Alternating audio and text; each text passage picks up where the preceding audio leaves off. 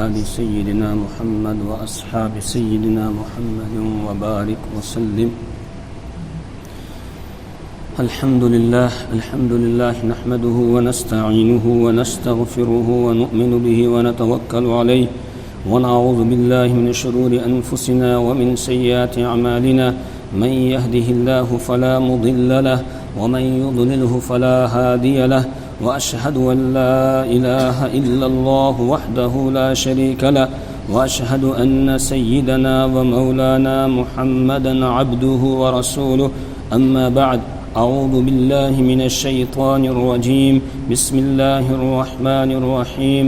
قل إن كنتم تحبون الله فاتبعوني يحببكم الله ويغفر لكم ذنوبكم والله غفور رحيم. صدق الله العظيم وصدق رسوله النبي الكريم، ونحن على ذلك من الشاهدين والشاكرين، والحمد لله رب العالمين. رب اشرح لي صدري ويسر لي أمري واحلل عقدة من لساني يفقه قولي. رب زدني علما. سبحانك لا علم لنا إلا ما علمتنا إنك أنت العليم الحكيم. عقیدت اور محبت کے ساتھ درود پاک پڑھ لیجیے. اللہم صلی علی سیدنا محمد وعلی آل سیدنا محمد واصحاب سیدنا محمد وبارک وسلم. اللہم صلی علی سیدنا محمد وعلی آل سیدنا محمد واصحاب سیدنا محمد وبارک وسلم.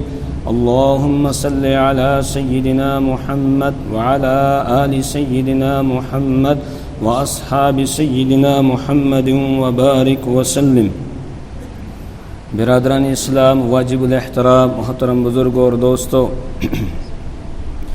جمعہ کے ان دروس میں ہم حدیث جبرائیل پڑھ رہے ہیں، اور حدیث جبرائیل کا پہلا حصہ جس میں ایمان کی تشریح ہے وہ پڑھ رہے ہیں، اور اس میں سے بھی انبیاء کرام علیہم الصلاۃ پر ایمان لانے کا کیا مطلب ہے، یہ حصہ ہم پڑھ رہے تھے. گزشتہ 1-2 جمعوں سے میں یہ عرض کر رہا ہوں کہ نبیوں پر ایمان لانے کا مطلب ہے انبیاء کرام علیہم الصلاۃ کی اتباع کرنا، وقت کے نبی کی اتباع کرنا، پیروی کرنا، اس کو اپنے لیے آئیڈیل اور نمونہ بنانا زندگی گزارنے کے لیے. یہ مطلب ہے نبی پر ایمان لانے کا. اور ویسے نبی کی اتباع کی جائے، پیروی کی جائے، جیسے صحابہ کرام رضوان اللہ تعالی علیہم اجمعین نے پیروی کی، اور انہوں نے پیروی کر کے دکھائی کہ اپنی خواہشات کو، اپنی مرضیات کو انہوں نے قربان کر دیا تھا اللہ اور اللہ کے پیغمبر حضرت محمد الرسول اللہ صلی اللہ علیہ وسلم کی چاہتوں پر قربان کر دیا تھا. اس کی میں نے کئی مثالیں آپ کے سامنے بیان کی. آج ایک اور مثال آپ کے سامنے بیان کرتا ہوں. عربوں کے یہاں زمانہ جاہلیت میں، اسلام کے آنے سے پہلے، شراب نوشی کا بہت زیادہ رواج تھا، اور یہ شراب جو ہے ان کی گھٹی میں ملائی جاتی تھی. یعنی جب بچہ پیدا ہوتا تھا سب سے پہلے اس کے منہ میں جو قطرہ ڈالتے تھے وہ شراب کا ڈالتے تھے، اور یہ سمجھتے تھے کہ اس سے یہ بہادر ہوگا اور یہ بڑا جری ہوگا، بہادر ہوگا، اس لیے جو ہے وہ شراب اس کو پلایا کرتے تھے. تو اس طرح گھٹی میں ملائی ہوئی تھی. بہت شراب کے دور چلتے تھے ان کے یہاں. جب کسی کو قتل کرنا ہوتا، لڑنا ہوتا تو بس شراب پی لیتے تھے. اس کے بعد پھر ہوش نہیں رہتا ہے کس کو مار رہا ہے، کیا کر رہا ہے.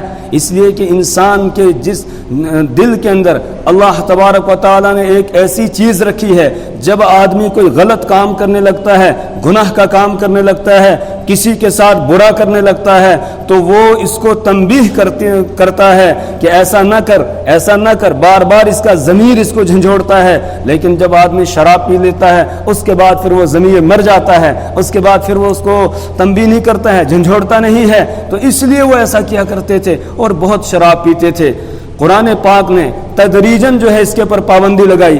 ایک دم سے شراب کو حرام نہیں کیا، بلکہ سب سے پہلے یہ بیان کیا گیا. سورہ نحل کی آیت ہے تتخذون منہ سکرا ورزقا حسنا. یہ بتایا گیا کہ انگور یہ اللہ کی نعمتوں میں سے ایک نعمت ہے، اور اس سے تم ایک گندی چیز بناتے ہو اور ایک رزق حسن بناتے ہو، اس کو سکھا لیتے ہو، کشمش بناتے ہو، اس کو کھاتے ہو، اور ایک گندی چیز یعنی شراب بناتے ہو۔ یہ تھوڑی سی نفرت دلائی گئی شراب سے۔ ابھی شراب کی حرمت کا حکم نہیں آیا، ابھی ممانعت نہیں آئی، اس کے بعد لوگ رسول پاک صلی اللہ علیہ وسلم سے پوچھنے لگے یسألونک عن الخمر کہ شراب کے بارے میں بتائیے کیا حکم ہے، تو جواب دے گا قل فیہما اسم کبیر ومنافع للناس واثمہما اکبر من نفعہما، کہ اس میں گناہ بھی ہے اور کچھ تھوڑا بہت نفع بھی ہے، البتہ گناہ زیادہ ہے اور نفع کم ہے، اور تھوڑی سی نفرت بیٹھ گئی۔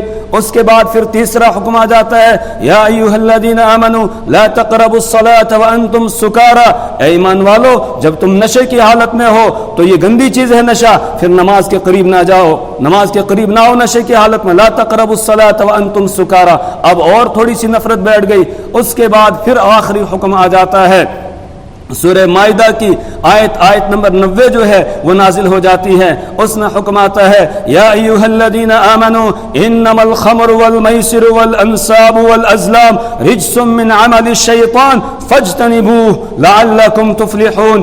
یا ایھا الذین آمنوا، اے ایمان والو، انما الخمر والمیسر والانصاب والازلام رجس من عمل الشیطان، کہ یہ شراب اور جوا اور اسی طریقے سے جو تم بتوں کے نام پر چڑھاوا چڑھاتے ہو وہ، اور اسی طریقے سے جو تم نے تیر فال نکالنے کے لیے رکھے ہوئے ہیں اس سے بدشگونی بدفالی لیتے ہو، تو وہ تیر یہ سب کے سب رجس من عمل الشیطان، یہ پلید کام ہے، یہ ناپاک چیزیں ہیں، ان کو اور یہ شیطانی عمل ہے، فاجتنبوہ، لہذا اس سے بچو، لعلکم تفلحون، تاکہ تم کامیاب ہو جاؤ۔ جب یہ آیت کریمہ نازل ہو گئی رسول پاک صلی اللہ علیہ وسلم نے اعلان کروا دیا کہ شراب حرام ہو چکی ہے۔ ایک منادی کو آواز لگانے کے لیے آپ نے لگایا کہ آواز لگا دی جائے کہ آج شراب جو ہے وہ حرام ہو گئی، شراب حرام کر دی گئی، ان الخمر قد حرمت، کہ شراب حرام ہو گئی۔ اب منادی آواز لگانے لگا، جس کے ہاتھ میں تھی اس نے پھر منہ کے قریب اس کو نہیں لیا، وہیں سے اس نے اس کو واپس کر دیا، اور اس دن مدینہ کی گلیوں کے اندر شراب ایسے بہہ رہی تھی جس طریقے سے بارش ہوتی ہے تو پانی بہتا ہے۔ تفسیر ابن کثیر میں مسند احمد کے حوالے سے یہ روایت نقل کی ہے، حضرت انس رضی اللہ تعالیٰ عنہ بیان فرماتے ہیں کہ میں حضرت ابو طلحہ انصاری رضی اللہ تعالیٰ عنہ کے گھر میں تھا، اور بھی کچھ صحابہ تھے، اور شراب کا دور چل رہا تھا، پی رہے تھے، اسی طریقے سے مٹکا سامنے رکھا ہوا تھا، شراب پی رہے تھے۔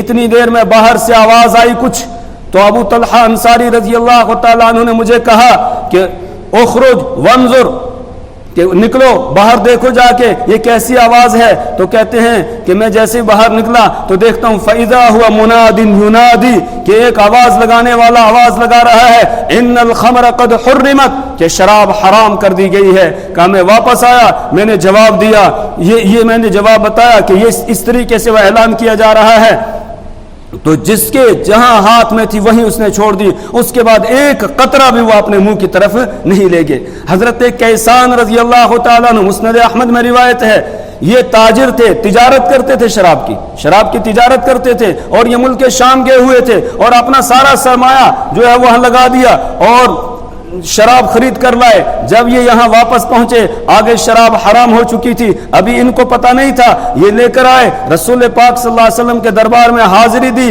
اور آ کر بتانے لگے کہ میں ایسے ایسے شراب خرید کر لایا ہوں۔ رسول پاک صلی اللہ علیہ وسلم نے فرمایا ان الخمر قد حرمت بعدک، کہا تمہارے جانے کے بعد شراب تو حرام کر دی گئی ہے، اب تو شراب کو استعمال نہیں کر سکتے ہیں۔ انہوں نے کہا فابیعوها، کیا میں اسے بیچ دوں اور بیچ کے اس کی قیمت کو استعمال کروں؟ آپ نے فرمایا کہ نہیں، اس کا بیچنا بھی حرام، وثمنها حرام، اس کی قیمت بھی حرام ہے۔ اس کے بعد اٹھے اور جتنا وہ شراب کے مٹکے لائے تھے سب توڑ دی اور ساری بہا دی۔ کیسے اتباع کر کے انہوں نے دکھائی، ایک حکم آ گیا، اس کے بعد ایک قطرہ کسی کے منہ میں نہیں جاتا ہے، اس طریقے سے عمل کرتے ہیں۔ اور یہ شراب بہت بری چیز ہے، حدیث میں ام الخبائث، یہ تمام برائیوں کی جڑ ہے، ام الخبائث اس کو بتایا گیا کہ شراب تمام برائیوں کی جڑ ہے۔ اس کے بعد بہت برائیاں جنم لے لیتی ہیں۔ آج مختلف چیزیں نشے کی چل پڑی ہیں، اور ہمارے نوجوانوں کو ان میں جو ہے وہ مبتلا کیا جا رہا ہے، ایک سازش کے تحت، ایک پلان کے تحت جو ہے نوجوانوں کو اس کے اندر مبتلا کیا جا رہا ہے۔ کتنے نوجوان ہمارے یہاں انجیکشن لگانے سے جو ہے وہ دنیا سے چل بسے، دنیا سے چلے گئے۔ میرے ایمانی بھائیوں، یہ شراب ام الخبائث ہے، تمام برائیوں کی جڑ ہے اور بنیاد ہے، اور رسول پاک صلی اللہ علیہ وسلم نے اس کی بہت برائی بیان کی ہے۔ بہت سارے لوگ کیا کرتے ہیں، اس کا کاروبار کرتے ہیں، کچھ جو ہے وہ اس کے لیے کام کرتے ہیں، ادھر سے ادھر اٹھا کر لے جاتے ہیں، کیا کرتے ہیں۔ اللہ کے رسول صلی اللہ علیہ وسلم نے ایک موقع پر ارشاد فرمایا، یہ روایت بھی امام ابن کثیر رحمۃ اللہ علیہ نے مسند احمد کے حوالے سے نقل کی ہے کہ رسول پاک صلی اللہ علیہ وسلم نے ایک موقع پر ارشاد فرمایا، فإن اللہ لعن الخمر، اللہ تبارک و تعالیٰ نے شراب پر لعنت کی ہے، وعاصرها، اور شراب بنانے والا، شراب کی فیکٹری میں کام کرنے والا، وہاں مزدوری کرنے والا، اس کے اوپر بھی لعنت ہے، ومعتصرتها، اور اس کو بنوانے والا، شراب کی فیکٹری قائم کرنے والا، اس کا کاروبار کرنے والا، بنوانے والا جو ہے، اس کے اوپر بھی اللہ کی لعنت ہے۔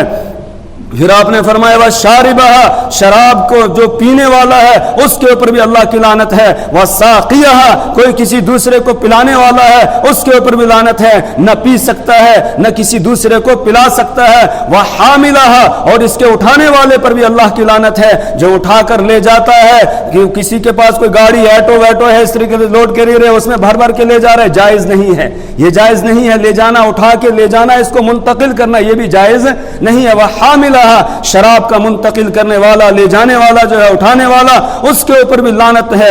اسی طریقے سے وَالْمَحْمُولَةَ إِلَيْهِ، اور جس کے پاس لے جائی جا رہی ہے، کوئی دکاندار ہے وہ کسی سے منگواتا ہے شراب بیچنے کے لیے، خود اگرچہ نہیں پی رہا ہے وہ، لیکن وہ منگواتا ہے، تو اس کے اوپر بھی لعنت ہے۔ وَالْمَحْمُولَةَ إِلَيْهِ، جس کی طرف لے جائی جا رہی ہے اس کے اوپر بھی لعنت ہے۔ وَبَائِعَهَا، اور شراب بیچنے والے پر بھی لعنت ہے۔ وَمُشْتَرِيَهَا، اور خریدنے والے پر بھی لعنت ہے۔ وَآكِلَ ثَمَنِهَا، اور اس کی قیمت کھانے والا جو ہے اس پر بھی لعنت ہے، اس کی قیمت بھی نہیں کھا سکتا ہے۔ یہ 10 آدمی ہو گئے، 10 چیزوں پر لعنت شراب کی وجہ سے۔ خود شراب کے اوپر لعنت ہے، شراب بنانے والا لعنت، بنوانے والا اس پر لعنت ہے، پینے والا اس پر لعنت، پلوانے والا جو ہے اس کے اوپر لعنت ہے، اٹھا کے لے جانے والا اس پر لعنت، جس کے پاس اٹھا کے لے جائی جا رہی ہے اس کے اوپر لعنت ہے۔ اسی طریقے سے بیچنے والا اس کے اوپر لعنت ہے، خریدنے والا اس کے اوپر لعنت ہے، اس کی قیمت کھانے والا جو ہے اس کے اوپر بھی لعنت ہے۔ لہذا کسی کا کاروبار شراب کا ہو، اس کے یہاں دعوت کھانا جائز نہیں ہے، اس کے یہاں کھانا جائز نہیں ہے۔ کیوں؟ اگر کھائے گا تو یہ شراب کی قیمت کے کھانے والوں میں کہلائے گا۔ اور ایک روایت میں اللہ کے رسول صلی اللہ علیہ وسلم نے فرمایا، لا ينظر اللہ تعالی یوم القیامت الى ثلاث، اللہ تعالیٰ قیامت کے دن 3 آدمیوں کی طرف نظر رحمت نہیں فرمائیں گے۔ عاق الوالدین، ایک سب سے پہلے والدین کا جو نافرمان ہے، والدین کا نافرمان، اس کے اوپر اس کی طرف اللہ تعالیٰ نظر رحمت قیامت کے دن نہیں فرمائیں گے۔ ومنان، اسی طریقے سے جو احسان کر کے احسان جتلانے والا ہے، کسی کے ساتھ احسان کا معاملہ کرو، اللہ کے لیے کرو، اس کو جتلانے کے لیے، پھر اس کو پریشان کرنے کے لیے، اس کو تکلیف دینے کے لیے نہ کرو احسان۔ ومنان، احسان جتلانے والا، اس کی طرف بھی اللہ نظر رحمت نہیں فرمائیں گے۔ ومدمن خمر، اور جو شراب کا رسیا ہو، جو نشے کے اندر دھت رہتا ہے، نشہ کرنے والا ہے، اس کی طرف بھی اللہ تعالیٰ نظر رحمت قیامت کے دن نہیں فرمائیں گے۔ اور ایک روایت میں اللہ کے رسول صلی اللہ علیہ وسلم نے ارشاد فرمایا، ثلاث لا يدخل الجنہ، 3 قسم کے لوگ ہیں جو جنت کے اندر داخل نہیں ہوں گے۔ اور پھر یہی گنوائے، عاق الوالدین، ایک والدین کا نافرمان، ومنان، اور احسان جتلانے والا، ومدمن خمر، اور شراب کا رسیا جو شراب پیتا ہے اس کو بھی جنت کے اندر اللہ تعالیٰ داخلہ نہیں دیں گے۔ ایک روایت میں آپ نے فرمایا، الا کل خمر مسکر، سنو، ہر شراب جو ہے، ہر نشہ یہ شراب یہ نشہ پیدا کرنے والی ہے، اور وہ کل مسکر حرام، اور ہر نشے کی چیز جو ہے، چاہے شراب ہو، شراب کے علاوہ ٹیبلٹیں ہو، انجیکشن ہو، کچھ بھی ہو، جو بھی اس قسم کی چیزیں حرام، آپ نے فرمایا سب کی سب کیا ہے، حرام ہے۔ اور جو اس کو یہاں استعمال کر لے گا، اللہ تبارک و تعالیٰ قیامت کے دن آگے جو ہے وہاں اس کو وہ جنت کی جو شراب طہور ہے، جس کے بارے میں فرمایا وَسَقَاهُمْ رَبُّهُمْ شَرَابًا طَهُورًا، کہ اللہ شراب طہور اس دن جنتیوں کو پلائے گا، وہ اس کو نصیب نہیں ہوگی۔ مطلب کیا ہے؟ اس کو جنت میں داخلہ ہی نہیں ملے گا، اور جب جنت کے اندر داخلہ نہیں ملے گا تو پھر کہاں دوسرا ٹھکانہ کون سا ہے؟ جہنم ہے، جہنم کے اندر جائے گا۔ اسی طریقے سے ایک روایت میں رسول پاک صلی اللہ علیہ وسلم نے ارشاد فرمایا، من شرب الخمر، جس نے شراب پی، لم يقبل اللہ صلاته 40 یوما، اللہ تعالیٰ 40 دن تک اس کی نماز کو قبول نہیں کرتے۔ جو شراب پیتا ہے 40 دن تک اس کی نمازیں قبول نہیں ہوں گی، اللہ کے یہاں قبولیت پر مہر لگ جاتی ہے، قبول نہیں ہوتی ہیں۔ جی بالکل، جو ہے جو بھی نشہ پیدا کرنے والی چیز ہوگی، جس کے اندر بھی نشہ ہوگا، نشہ پیدا کرنے والی چیز ہے، وہ شراب کے حکم میں ہے، لہٰذا اس سے بچنا چاہیے۔ جیسے صحابہ کرام نے اتباع کی ویسے ہی ہمیں بھی اتباع کرنی چاہیے، اور ہر مسکر، ہر جو بھی چیز جو ہے وہ نشہ پیدا کرنے والی ہے اس سے بچنا چاہیے۔ حضرت ام سلمہ رضی اللہ تعالیٰ عنہ سے روایت ہے، نہى النبی صلی اللہ علیہ وسلم عن خمر، رسول پاک صلی اللہ علیہ وسلم نے شراب سے منع کیا، ومفترن، اور ایسی چیز سے منع کیا کہ جو انسان کے دماغ اور دل کو گرم کر دے، اس کے اوپر چھا جائے۔ اس سے مراد، اس کی تفسیر میں محدثین جو ہے وہ بیان کرتے ہیں، اس میں یہ بھنگ، یہ تمباکو وغیرہ اور اس طرح کی جتنی چیزیں ہیں نشے کی، یہ سب آ جاتی ہیں۔ اور فقہ حنفی کی مشہور کتاب ہے در مختار، اس کے اندر یہ بات لکھی ہوئی ہے کہ یہ بھنگ اور اسی طریقے سے تمباکو وغیرہ یہ ساری چیزیں مکروہ تحریمی ہیں، اگر حرام نہیں تو مکروہ تحریمی ہے، لہٰذا ان کو استعمال نہیں کرنا چاہیے۔ اور اس کے اندر، شراب کے اندر، نشے کی چیزوں کے اندر دنیاوی نقصانات بھی ہے اور دینی نقصانات۔ دینی نقصانات تو آپ نے سن لیا کیا ہے کہ اس کی آخرت خراب ہو گئی، آخرت بگڑ گئی، اور دنیاوی نقصانات آپ دیکھتے ہیں کہ جو شراب کا عادی ہوتا ہے اس کا گھر برباد ہو جاتا ہے، اس کے بچے برباد ہو جاتے ہیں، اس کی بیوی برباد ہو جاتی ہے، اور بعض نشئی ایسے ہوتے ہیں کہ وہ گھر کے برتن تک بیچ دیتے ہیں، برتن بھی بیچ دیتے ہیں، یہاں تک کہ بیٹیوں کا سودا کر دیتے ہیں۔ آئے دن اخبارات کے اندر خبریں آتی رہتی ہیں۔ آج کل تو موقع ہی نہیں ملتا خبریں پڑھنے کا، لیکن جب ہم پڑھتے تھے دیوبند میں تو وہاں اس طرح کی اخبارات کے اندر اس طرح کی خبریں جو ہیں وہ پڑھنے کو ملتی تھی کہ کسی نے جو ہے اپنی بیٹی کا سودا کر دیا، بیچ دیا وہ نشے کے لیے، کسی نے جو ہے گھر کے برتن بیچ دیے، بیوی کے زیورات بیچ دیے، اس طریقے سے۔ اور پھر جو آدمی شراب کا عادی ہو جاتا ہے وہ کسی کی تمیز نہیں کرتا ہے۔ ایک روایت میں اللہ کے رسول صلی اللہ علیہ وسلم نے ارشاد فرمایا، پھر وہ یہ تمیز نہیں کرتا ہے یہ ماں ہے، یہ بہن ہے، یہ بیٹی ہے، یا یہ خالہ ہے، یہ پھوپھی ہے، کسی پر بھی جو ہے وہ دست درازی کر لیتا ہے، جو محرمات ابدیہ ان کی طرف بھی وہ ہاتھ اٹھا لیتا ہے، کیونکہ اس کو ہوش ہی نہیں ہوتا ہے، اس کو ہوش نہیں رہتا ہے۔ تو اس طریقے سے دنیاوی نقصانات ہیں، مالی اعتبار سے بھی نقصان، اس لیے کسی بھی قسم کا نشہ جو ہے وہ ہمیں نہیں کرنا چاہیے۔ پہلے آدمی کو چھوٹے نشے کی عادت ہوتی ہے، بیڑی سگریٹ کی عادت ہوتی ہے، وہ گٹکا تمباکو وغیرہ اس کی جو ہے عادت ہوتی ہے، پھر آہستہ آہستہ آگے بڑھتا جاتا ہے۔ اس لیے ہر قسم کے نشے سے انسان کو بچنا چاہیے۔ اگر ہم میں سے کوئی مبتلا ہو، آج ہی وہ توبہ کر لے اور اللہ کے ساتھ عہد کر لے، وعدہ کر لے کہ آج کے بعد میں اس کو ہاتھ نہیں لگاؤں گا۔ اگر کچھ نہیں، کوئی کہے کہ مجھے تو اس سے کوئی فرق نہیں پڑتا ہے، یہ جو تمباکو نیولا وغیرہ ہے، تو فضول خرچی تو ہے، پیسہ تو برباد کر رہا ہے، پیسہ ضائع کر رہا ہے۔ قیامت کے دن اس کے بارے میں پوچھا جائے گا۔ جو 5 سوالات قیامت کے دن اللہ کے دربار میں ہوں گے، ان میں سے ایک سوال یہ بھی ہوگا وَعَنْ مَالِهِ مِنْ أَيْنَ اكْتَسَبَهُ، مال کے بارے میں سوال ہوگا کہاں سے کمایا، وَفِيمَا أَنفَقَهُ، اور کہاں پر خرچ کیا ہے۔ تو میرے ایمانی بھائیوں، یہ کیا کہتے ہیں اس کو، نبی پر ایمان لانے کا مطلب یہ ہے کہ نبی کی اتباع کی جائے، اس کی ایک ایک بات کو مانا جائے۔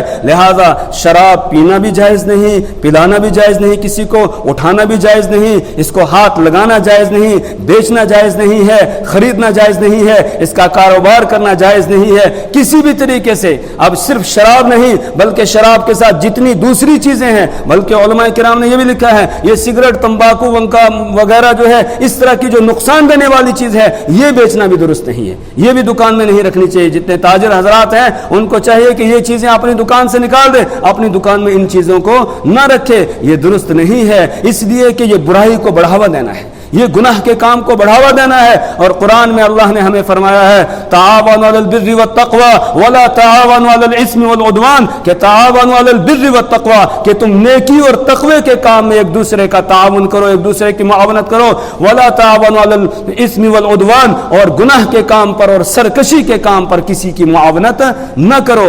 یہ تاجر حضرات جو ہیں ان کے لیے بھی رسول پاک صلی اللہ علیہ وسلم نے اصول بیان کیے ہیں کہ کس طرح ان کو تجارت کرنی چاہیے۔ ایک روایت میں فرمایا التجار یوم القیامت فجار، کہا تاجر لوگ قیامت کے دن فاجر ہوں گے۔ کون؟ جو صحیح طریقے سے تجارت، شریعت کے اصولوں کے مطابق تجارت نہیں کرتے ہیں، جو حلال اور حرام جو ہے اس کی تمیز نہیں کرتے ہیں، بس آنا چاہیے جیسے آئے، حلال بیچ رہے ہیں حرام بیچ رہے ہیں، جیسے ویسے ہو بس آنا چاہیے۔ اس طرح کے لوگ جھوٹ بولتے ہیں، دھوکہ دیتے ہیں، کسی کے ساتھ جو ہے وہ فریب کرتے ہیں، دھوکہ دیتے ہیں، ملاوٹ کرتے ہیں، اس طرح کے لوگوں کو فرمایا یہ قیامت کے دن فجار ہوں گے، فاسق اور فاجر لوگوں کے اندر ہی شامل ہوں گے۔ اور دوسرے مقام پر آپ نے فرمایا التاجر الصدوق الامین مع النبیین، کہ سچا اور امانت دار تاجر جو ہے وہ قیامت کے دن نبیوں کے ساتھ ہوگا، اس کا حشر اللہ تعالیٰ پیغمبروں کے ساتھ کریں گے، پیغمبروں کے ساتھ اس کا حشر کریں گے۔ جو دھوکہ نہیں دیتا ہے، جو جھوٹ نہیں بولتا ہے، جو ملاوٹ نہیں کرتا ہے بلکہ صحیح طریقے سے شریعت کے اصولوں کے مطابق تجارت کر رہا ہوتا ہے، اس کو قیامت کے دن نبیوں کے ساتھ اٹھایا جائے گا، پیغمبروں کے ساتھ اس کا حشر ہوگا۔ کتنی بڑی بشارت رسول پاک صلی اللہ علیہ وسلم نے دی ہے۔ ایک مرتبہ رسول پاک صلی اللہ علیہ وسلم بازار میں تشریف لے گئے، ایک آدمی نے غلے کا ایک ڈھیر جو ہے وہ لگایا ہوا تھا بیچنے کے لیے، لیکن اس کے اوپر جو ہے سوکھا غلہ ڈالا تھا اور نیچے جو ہے وہ گیلا تھا۔ تو اب ایسا ہوتا تھا کہ پورے ڈھیر کا سودا ہوتا تھا۔ عام طور سے جو ہے وہ دوسرے دکاندار آتے اور پورے ڈھیر کا کیا کرتے تھے، جیسے منڈی میں ہوتا ہے سودا کرتے، پورے ڈھیر کا سودا کرتے ہیں، تو بس وہ سودا ہو گیا، اس کے بعد پھر جیسا کیسے وہ اس کو لینا ہی پڑتا تھا۔ تو رسول پاک صلی اللہ علیہ وسلم بازار میں کبھی کبھی تشریف لے جاتے تھے، آپ اس کے ملاحظہ فرماتے، دیکھتے تھے کہ لوگ کیسے تجارت کر رہے ہیں، ٹھیک کر رہے ہیں، شریعت کے اصولوں کے مطابق کر رہے ہیں یا نہیں۔ تو آپ اس آدمی کے پاس بھی گئے، آپ نے اپنا دست مبارک اس کے اندر ڈالا، جو غلے کا ڈھیر تھا اس کے اندر دست مبارک، ہاتھ مبارک آپ نے ڈالا، ڈالنے کے بعد اندر سے وہ گیلا جو تھا وہ نکالا۔ اس کے بعد اس کو کہا یا رجل ما ھذا، یا صاحب الصبرہ ما ھذا، اے ڈھیر والے، یہ غلے کے ڈھیر والے یہ کیا؟ تو اس نے کہا یا رسول اللہ رات کو بارش ہو گئی تھی، یہ گیلا ہو گیا۔ تو آپ نے فرمایا گیلا ہو گیا تو سارا گیلا ہی رہنے دینا تھا نا، اس کے اوپر یہ جو سوکھا سوکھا ہے یہ کیوں آپ نے ڈال دیا؟ پھر آپ نے فرمایا من غشنا فلیس منا، جو ہمیں دھوکہ دے گا وہ ہم میں سے نہیں ہے، وہ مسلمانوں کی جماعت میں سے ہے ہی نہیں جو دھوکہ دینے والا ہو۔ تو آپ نے ہر ایک چیز کے اصول بیان کیے ہیں۔ رسول پاک صلی اللہ علیہ وسلم کی اتباع ہمیں کرنی ہے۔ کن چیزوں میں اتباع کرنی ہے؟ 5 بڑے بڑے شعبے ہیں دین اسلام کے، 5 بڑے بڑے شعبے۔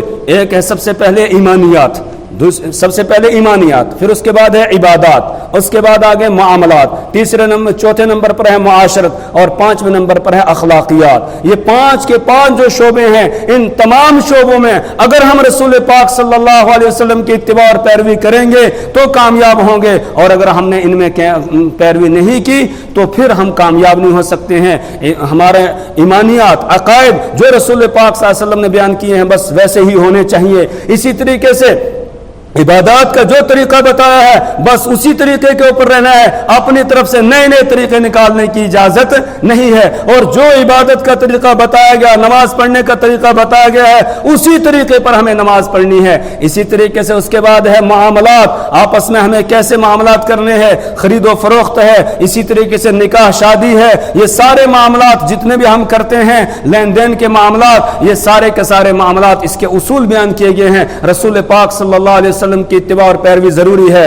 اس کے بعد پھر معاشرت ہے، ہم کیسے زندگی بسر کر رہے ہیں، آپس میں کیسے رہ رہے ہیں، کس طریقے سے رہ رہے ہیں، کس طرح زندگی گزار رہے ہیں، ہمارا کھانا پینا سونا چلنا پھرنا اٹھنا یہ سارے کام شریعت کے مطابق ہونے چاہیے ہے معاشرت۔ اس کے بعد اخلاقیات ہے، ایک دوسرے کے ساتھ کیسے پیش آنا ہے، ایک دوسرے کے حقوق کیا ہے، ان تمام حقوق کو معاشرت میں بھی آتے ہیں حقوق، اور اخلاقیات کے اندر بھی آئیں گے، ان حقوق کو ادا کرنا، پڑوسی کے کیا حقوق ہیں، والدین کے کیا حقوق ہیں، اولاد کے کیا حقوق ہیں، دوسرے جو رشتہ دار ہیں ان رشتہ داروں کے کیا حقوق ہیں، ان تمام حقوق کو ادا کرنا، یہ 5 بڑے بڑے شعبے ہیں شریعت کے۔ ان تمام شعبوں میں اتباع رسول صلی اللہ علیہ وسلم کرنا ضروری ہے، تب ہم ایمان والے بنیں گے، مومن بنیں گے، ورنہ ایمان والے نہیں ہیں، زبانی طور پر ہیں لیکن عملی طور پر ہم ایمان والے نہیں ہوں گے۔ اسی لیے رسول پاک صلی اللہ علیہ وسلم نے فرمایا لا یؤمن احدکم حتی یکون ہواہ تبعا لما جئت بہ، تم میں سے کوئی شخص اس وقت تک مومن نہیں ہو سکتا ہے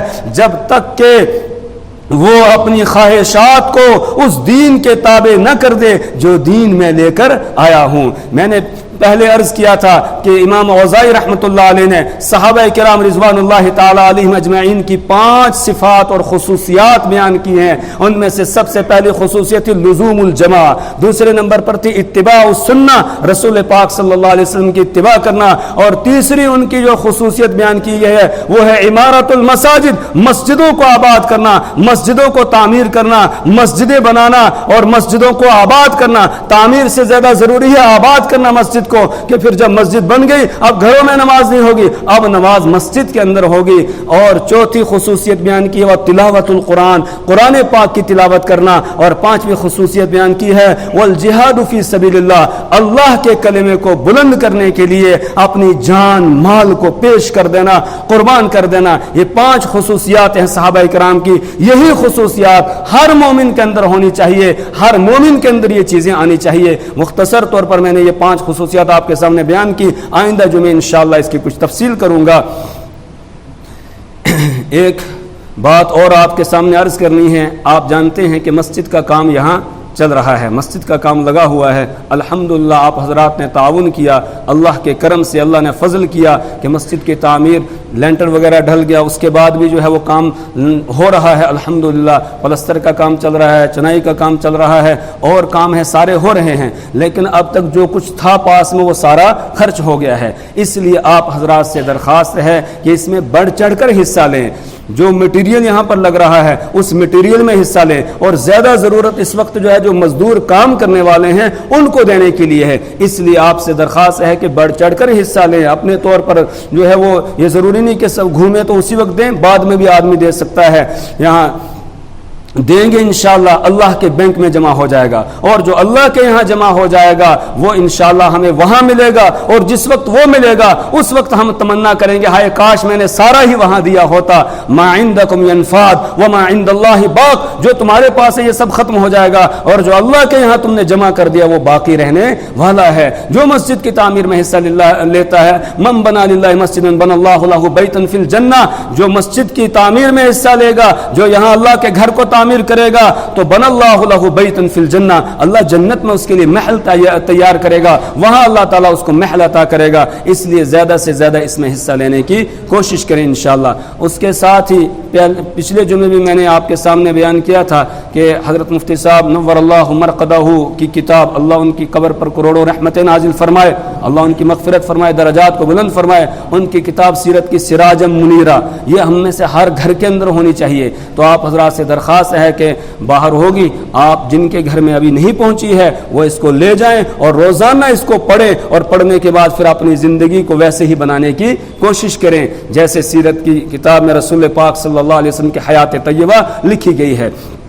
اس کے ساتھ ہی ایک اور چھوٹی سی کتاب ہے منشیات اور نوجوان، تو وہ بھی باہر ہے. آپ حضرات سے درخواست ہے کہ وہ بھی لے لیں، وہ بھی گھر میں ہونی چاہیے، اور کبھی اس کو پڑھنا چاہیے اپنے بچوں کے سامنے، نوجوانوں کے سامنے. اس سے جو ہے بہت فائدہ ہوگا کہ وہ ادھر ادھر کے جو کام ہیں ان میں مبتلا نہیں ہوں گے اور نشے سے بچ جائیں گے. اس وقت ورنہ بچنا بڑا مشکل ہے.